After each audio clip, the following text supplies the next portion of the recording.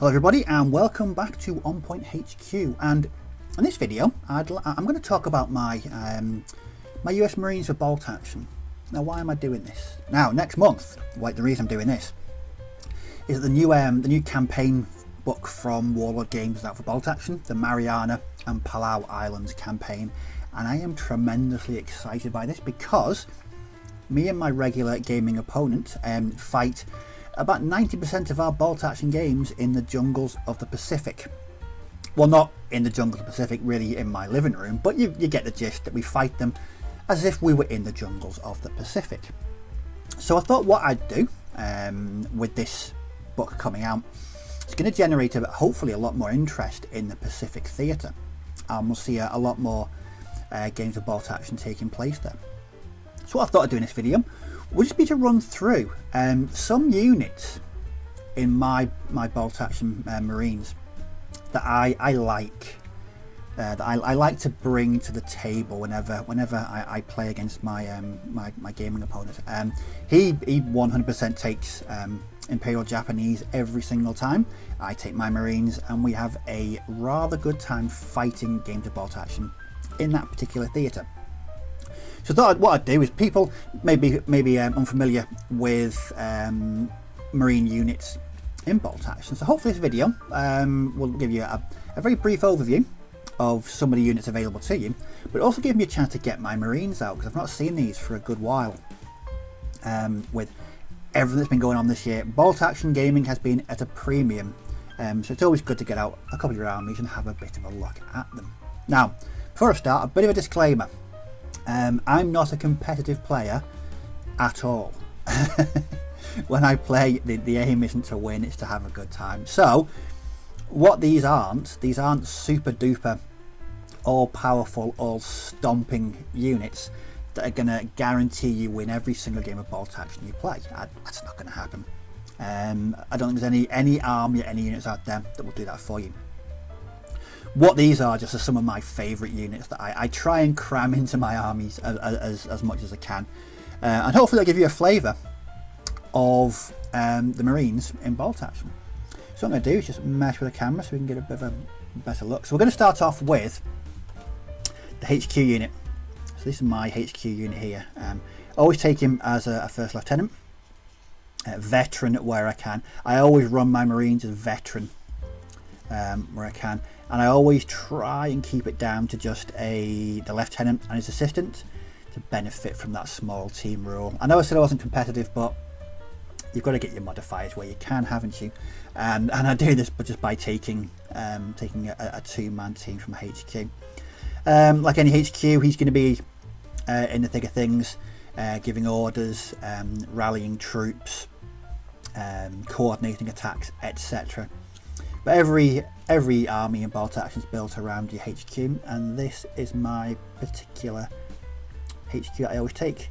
So it's just a like I say, first lieutenant with his assistant with an SMG, and he's pointing, which is always a good sign for most things in Bolt Action. You're pointing and shouting, you're in with a shout. Okay, so with that, we move on to your standard units.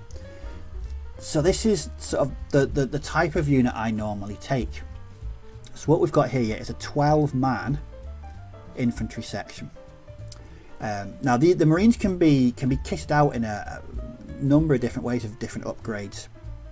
The upgrades I normally take is I normally give the NCO an SMG, give one other dude an SMG, and then throw in 3 BARs just for a bit more DACA. Shotguns are an option.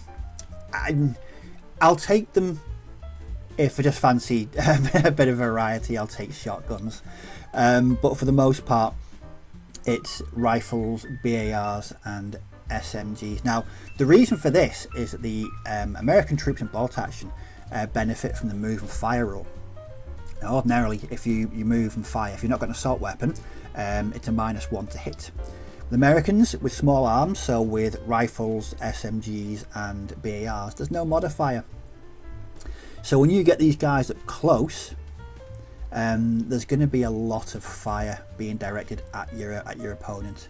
You can take it, the maximum unit strength is 13. I tend to take mine as 12. But there we have it. So that's a standard Marine infantry section. There we go. I do tend to take them as veterans where I can. I always try and run my Bolt Action armies as veterans where I can. Sometimes that goes against me, but it's a lot of fun. Second one that I always try and cram in is the veteran engineer section. These have, on many games, these have got me out of a tight squeeze because they are, again, like the infantry units. They're full of DACA, they're full of dice. With the upgrades, and what you'll see there at the front is possibly my favourite weapon in all of Bolt Action, the Flamethrower. Bit unpredictable, bit difficult to use and get to position, and it's very hit and miss. If you mainly miss, due to my dice rolling. But yeah, the engineer section, so you can equip it with there's an option for an additional BAR, submachine gun, and the Flamethrower. These are veterans as well. And again, these are another one of my standard go-to units when I'm building my my Marine force for Bolt Action. Just really thematic as well, I think, with the addition of Flamethrowers, which brings me on to my next unit that I always try and get into any army that I build, and it's the Flamethrower.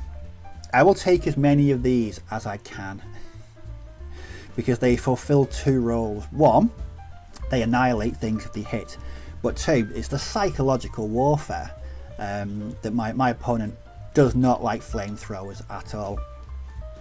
So if he knows that I've got, one in an engineer squad and two, I think I can take two on some selectors. Yes, this is what we like. We like flamethrowers, and I always try and get them into a four where I can. If I've got the points, I'll take them as veterans as well, just to give them a bit more survivability. But for me, they're just fun. I just like using them because they're so unpredictable. They'll either win you a game or they'll do next to nothing. But again, very very thematic for when you're fighting games in the Pacific. Another option that I take is bazooka.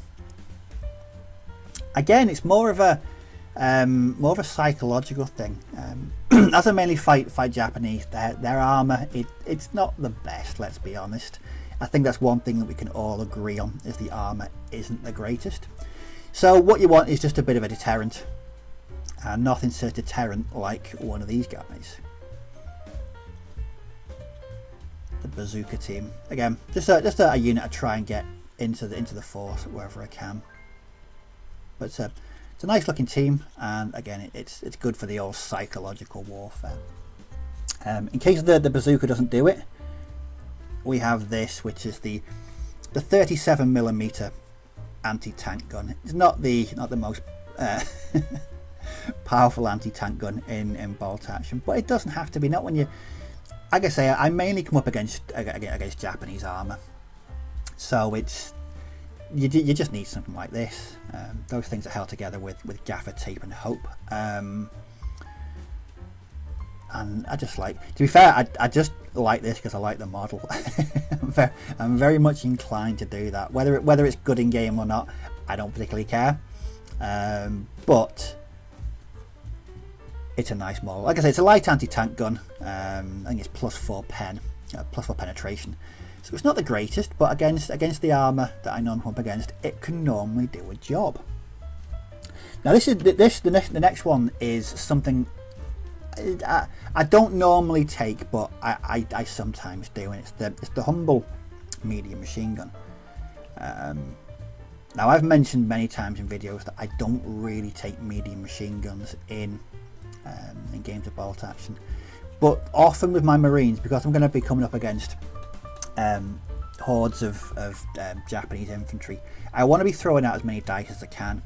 And while I don't think these throw out as many dice as they should, or perform the role they should, they're relatively, point wise, depending whether you take it as veteran or regular, the points can be, you know, here or there, but it is throwing out some dice, which when you come up against Japanese troops that want to banzai charge you and slice and dice you into chum, these can be quite helpful. Another unit is a sniper team. Sometimes I think snipers are underrepresented in bolt action, but again, I tend to take one more for the psychological impact.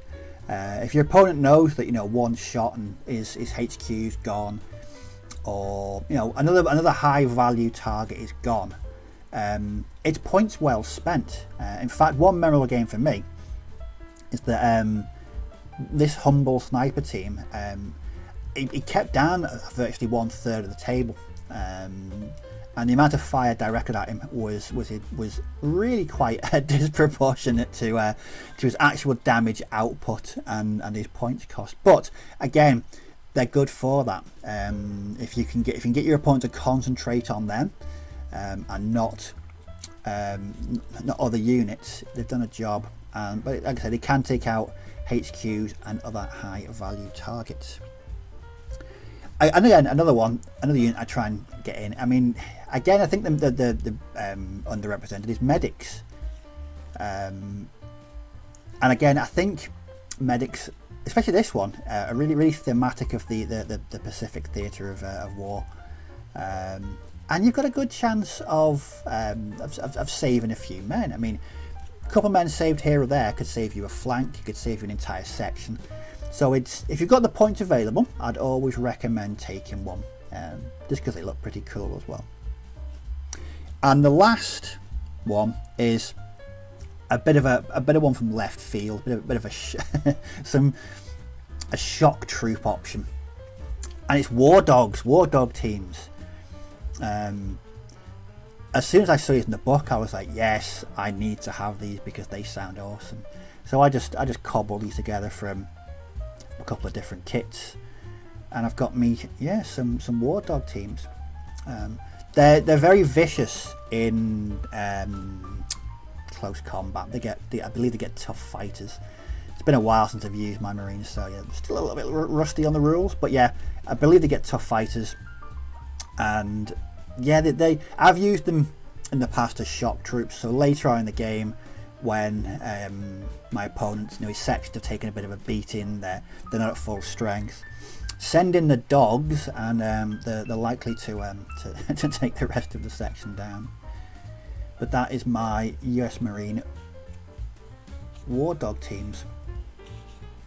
And again, they're not always useful, but they do a job, and I just like the models. As soon as I read about the rules, I just knew I had to use them. So there we go. Like I said, big disclaimer, these may not be the best units you can take for your US Marines, but I like them, and I like playing my Marines. They're always a lot of fun to play, and whenever I go up against my mates, Japanese, we always have a good time. We've never had a bad game of bolt action when it's Marines against Japanese. So I hope you found that interesting or amusing, or a combination of the two. If you're a veteran Marine player, what units do you always try and take when you can? If you're a novice or a new bolt action player, what are your thoughts? I'd love to hear from other Marine bolt action players. If you've got any comments or questions, just leave them in the comments section below. Down there as well, you'll also find a link to our Facebook group, so feel free to womble along and join the Facebook group. But as always, thanks for watching, do take care, may your dice roll well, and I'll catch you all in the next video. So bye bye for now.